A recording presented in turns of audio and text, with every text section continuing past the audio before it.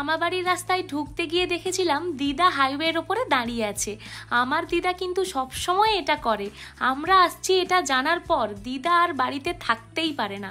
তাই দেখো দিদাকে একদম গাড়িতে বসিয়ে সোজা মামাবাড়িতে পৌঁছে গেছিল। তারপর দেখো মামাবাড়িতে ঢুকতে না ঢুকতেই মা একদম বাচ্চা হয়ে গেছিল। কারা যেন বলে না মেয়েদের আসল বাড়ি তার শ্বশুর বাড়ি হয়। আমার তো মনে হয় মেয়েদের আসল বাড়ি সবসময় তার বাবার বাড়ি।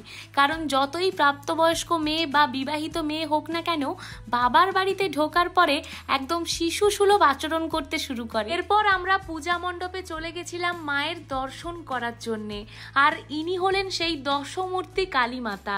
প্রত্যেক বছর এই পুজোর সময় আমি কিন্তু মামা বাড়িতে যাই।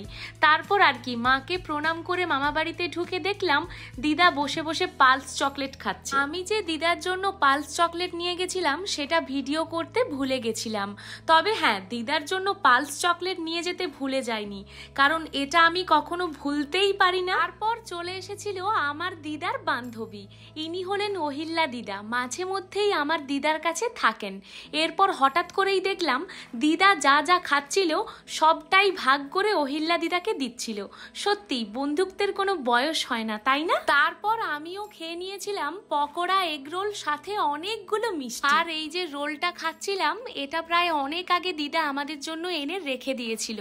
তাই রোলটা একদম স্যাঁতস্যাঁতে টাইপের হয়ে গেছিল, খেতে একদমই ভালো লাগছিল না। কিন্তু দিদা যেহেতু অনেক ভালোবেসে রোলটা এনেছিল তাই না খেয়ে পালিয়ে যাওয়ার উপায় ছিল না। আমি যেহেতু রাতে বেশি কিছু খাই না তাই এই রোলটাকেই ডিনার হিসাবে খেয়ে নিয়েছিলাম।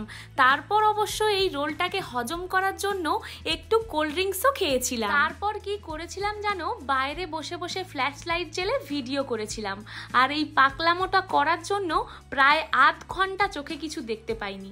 প্লিজ তোমরাও একটু সাবধানে থাকো, এইরকম ভাবে ভিডিও কখনো বানিও না। পরের দিন সকালের ঘুমটা ভেঙেছিল পুজোর ঘন্টার আওয়াজ পেয়ে। উঠেই দেখলাম দিদা পুজো করছে, একসাথে এত এত ঠাকুর পুজো করছে। এবার বুঝতে পেরেছো তো কেন আমার দিদা আমাদের কারোর বাড়িতে গিয়ে থাকতে চায় না। তাছাড়া তোমাদের তো আগেও বলেছি আমার দিদা তার নিজের বাড়িতেই আত্মসম্মান বোধ নিয়ে থাকতে খুব পছন্দ করে। কিছু